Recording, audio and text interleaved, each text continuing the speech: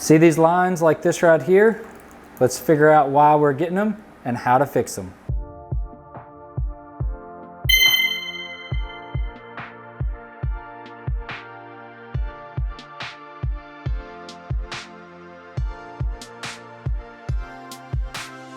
I'm Bryan from Liquid Concepts, and today we're going to talk a little bit about hesitation lines. So as you just saw, the hesitation lines, sometimes they can be a nuisance to the pattern. They don't look good. And so let's break down why you're getting those and how to fix them, as well as what you need to do to look for as you're going down into the water to make sure that you don't have that same mistake that we just had.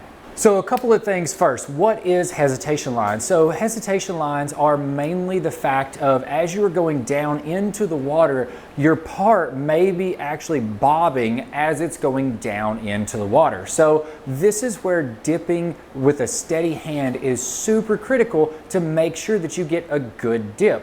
Now, on top of that, as you can see with the video here, you can see that we do have some bobbing going on as we're going down into the water. We're making a lot of ripples, and we're also making it to where as we're going down into the water, the print is actually pulling back up and coming down, pulling back up and coming down. And that's the main reason why we're getting the lines. Now, a lot of the times whenever you have a film and it's possibly over activated, that could be a telltale sign that you're going to get more hesitation lines in the actual pattern itself. So whenever you have a combination of the two, it's possibly over activated, as well as you have some sort of bobbing or shaking as you're going down into the water.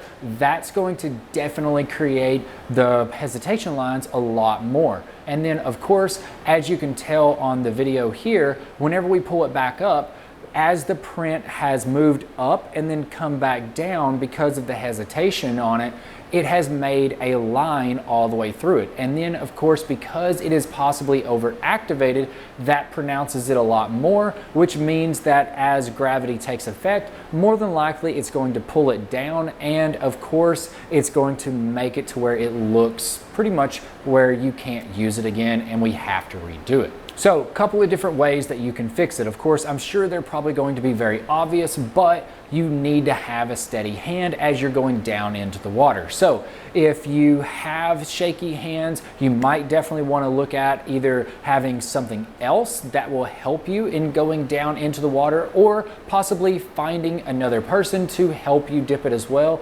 Sometimes whenever we're doing larger items, we've had that before, and it always really helps out. And the second thing is definitely going to be making sure that you have the correct amount of activator, because as you can clearly see, if you have too much activator on the film is still glassed out. The film looks really good, like we're ready to dip. But if we start to see those hesitation lines coming through, then that's a very clear sign that we might need to start backing off of the activator to help prevent those lines from occurring on the part itself. So how do you apply less activator? Now, of course, that's probably going to be a very simple question to a lot of people, but the main thing is that you've got a couple of different options. Number one, on the paint gun itself, you can screw in the actual fluid nozzle so that way it doesn't put out as much fluid. Now, that's going to be the easiest thing to do. Now, the other thing that you can do is you can also raise your height above the water so that way you get less of the activator onto the film, or you can also go faster as you're applying your activator if you're applying it by hand, because if you notice, if you go really slow at the exact same speed and the exact same amount of material coming out of the paint gun, you're going to get more material coming out, which means more activator on the film. So if we speed it up with our pass on the activator, then that allows it to have less activator on the film, which means that we will probably get the correct amount of activator, because we still want that glassed out look, but we don't want the hazy look. So I won't get into much detail on setting up your activator gun. We actually have a completely separate video. We'll link it in the description below on setting up the activator gun, as well as we've got another great video that is out there that has what to look for whenever you are setting up your film, whether it's underactivated, overactivated, and how to determine which one is which. And so that's a really great video as well. If you have any more questions about the activator or the film film or anything like that. So as you can clearly see, we've got the overactivated with the hesitation lines, and then we've also got this one here, which is correctly activated. Now, there's a couple of key differences in both of these. So you can clearly see we have all of these hesitation lines right through here. Now again, with carbon fiber, that's definitely a complete redo. There's no way in fixing that. But also, let's look over here. We've got no hesitation lines. We had a really great dip, and our activator was on point, which is exactly what we wanted. Now, if you come up and you look up in here, as I was going down into the water, we actually have these lines that are going across like that. Now, these are kind of weird ways of the lines moving, but if you notice, what's going to happen is as I'm going down into the water, you'll notice that the water has fully covered up to right here because I'm going down at a 45-degree angle.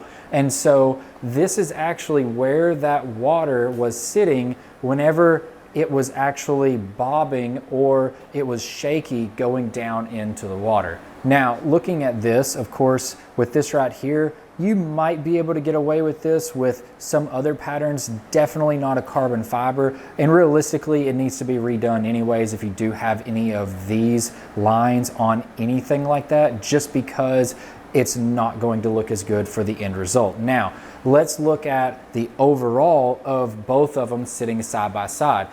And it may be hard to see on the screen a little bit, but you can actually clearly see that this one right here is actually a little bit lighter in color than what this one is. And so what we're getting is that we're almost getting a bleed from all of the black around in here, and it's making it all look washed out. And the reason is because we have so much activator on the film. So if you overactivate it and you're shaking, then of course you're going to have the lines. But then if you're also overactivated, then you're also going to have the possibility of your prints coming out lighter in color than what they are over here. And so you can clearly see the difference between the darker colors right here compared to the lighter colors right here. Now again, this is only just a black, but all of your colors will look very washed out like this right here compared to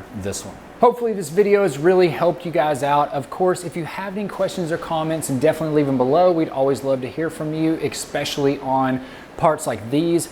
If you are having that issue, hopefully this has made it a lot easier to help diagnose and figure out why you may be having those hesitation lines or even just a little bit over activation. If you haven't already, definitely hit the subscribe button. We'd love to have you subscribe to our weekly tips and tricks on anything in the hydrographics industry. If you're interested in getting into the hydrographics industry like us, definitely check out the website. It has everything that you need for the hydrographics, from your tanks to the training to the film, activator, paints, clear coats, primers, everything in between. It is all there on the website, so definitely check that out if you're interested. I'm Bryan from Liquid Concepts, and this is how we customize your world. We'll see you guys next time.